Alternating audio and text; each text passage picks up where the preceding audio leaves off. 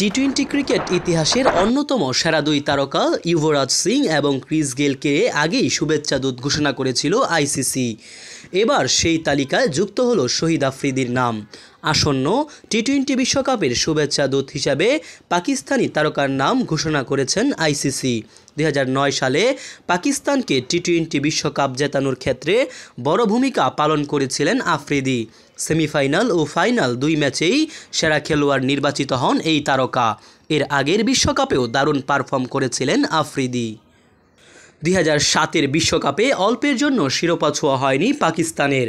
ফাইনালে ভারতের কাছে স্বপ্নভঙ্গ হয় তাদের। তবে দল ফাইনালে হারলেও আফ্রিদি অসাধারণ পারফরমেন্স করেছিলেন। ব্যাট হাতে 197, স্ট্রাইক রেটে করেছিলেন 91 রান, আর বল হাতে নেন 12 উইকেট। দলকে বিশ্বকাপ না জেতানো টি-টোয়েন্টি বিশ্বকাপের প্রথম আসরে টুর্নামেন্ট সেরা হয়েছিলেন পাকিস্তানি অলরাউন্ডার। বিশ্বকাপের শুভেচ্ছা দূত হয়ে উচ্ছ্বাস প্রকাশ করেছেন শহীদ আফ্রিদি। টি-টোয়েন্টি বিশ্বকাপ এমন একটি প্রতিযোগিতা যা আমার হৃদয়ে খুব কাছের।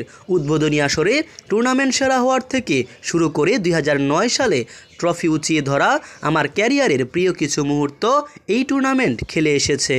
তিনি আরও বলেন, সম্প্রতি বছরগুলোতে টি-টোয়েন্টি বিশ্বকাপের পরিধি ও শক্তি বেড়েছে। এবারের আসরের অংশ হতে পেরে আমি রোমাঞ্চিত, যেখানে আমরা আগের চেয়ে আরও বেশি শক্তিশালী দল, আরও বেশি ম্যাচ এবং আরও নাটকীয় লড়াই দেখতে পাবো। 9 জুন ভারত পাকিস্তানের ম্যাচ দিয়ে আমি অনেক বেশি রোমাঞ্চিত। আগামী 2রা জুন শুরু হবে বিশ্ব আসর। উদ্বোধনী ম্যাচে ডালাসে স্বাগতিক যুক্তরাষ্ট্রের বিপক্ষে লড়বে কানাডা। বাংলাদেশ নিজেদের প্রথম ম্যাচে মাঠে নামবে 7 জুন।